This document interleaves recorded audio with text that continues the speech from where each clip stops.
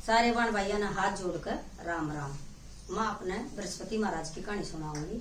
अगर कहानी आपने पसंद आवे तो लाइक करियो, शेयर करियो और सब्सक्राइब करियो, और ज्यादा से ज्यादा कहानी को शेयर भी करना एक दूसरे के पास, और कमेंट करके भी बताइयो कि कहानी पसंद आई कि नहीं। एक गांव में एक आदमी था, वो बृहस्पतिवार के व्रत रखता था।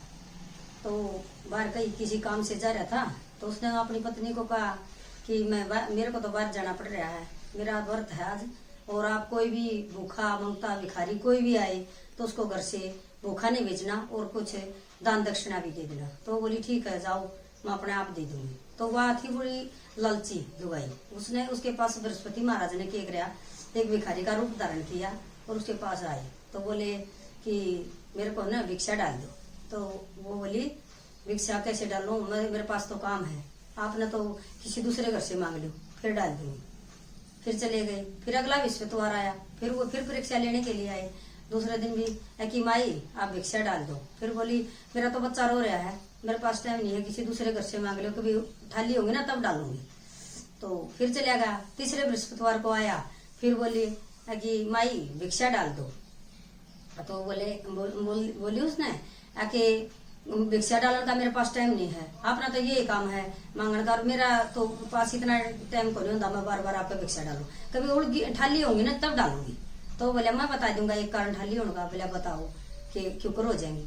तो उसने बताया कि बृहस्पतिवार के दिन चूल्हा लेप देना और झाड़ू पोछा लगा के कूड़ा एक कूड़ा में लगा देना, और सिर धो लेना, कपड़े धो लेना, और तेरा आदमी आए तो उसकी शेविंग और सिर की कटिंग करवा देना। तो वह बोली ठीक है। तो उसने क्या कराया, अगले ये काम कराया, बृहस्पतिवार ने तो अपने कपड़े धो सारे इकट्ठे कर लिए, और बृहस्पतिवार ने चूल्हा लिपे, बृहस्पतिवार ने अपना सिर धो लिए, बृहस्पतिवार का सारा काम करने लगी। उस आदमी ने कह दे कि शेविंग कर लो और कटिंग करवा लो।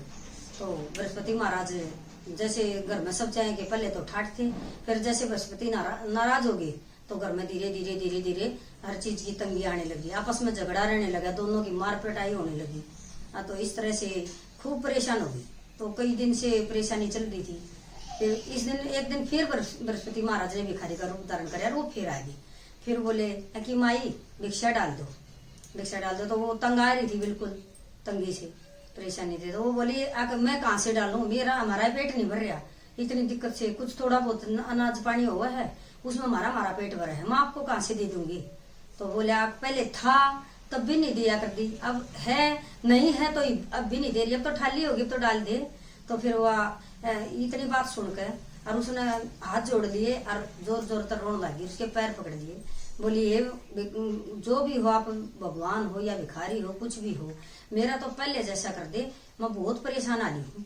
आपस में हमारा झगड़ा भी होने लग गया है, मार पिटाई होने लगी, घर में किसी चीज की कोई भी चीज में बरकत नहीं हो रही है, घर में नुकसान ही नुकसान हो रहा है दिन पे दिन। तो बृहस्पति महाराज थे वो। तो फिर वो बोला कि अगर आपने अपने घर की अच्छी तरह से चलाना है या करना है तो बृहस्पतिवार का व्रत रखना, और पीला भोजन करना, पीले वस्त्र धारण करना, और पीला कोई आता है अगर दरवाजे पर उनको पीला ही दान करना, और अच्छे से नियम से करोगी तो आपका पहले जैसा हो जाएगा।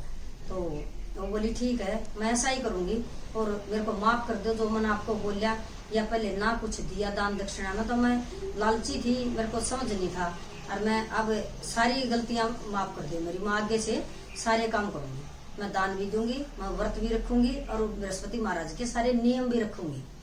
तो वो बोला ठीक है।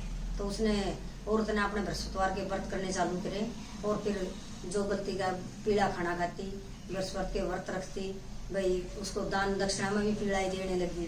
तो धीरे धीरे उसका अगर पहले जैसा हो गया तो बृहस्पति महाराज उनके ऊपर खुश हो गए और आशीर्वाद देके अंतर्ध्यान हो गए। तो ऐसा बृहस्पति महाराज का व्रत है। कृपया कहानी ध्यान से सुने और बताएं कि कहानी कैसी लगी। धन्यवाद।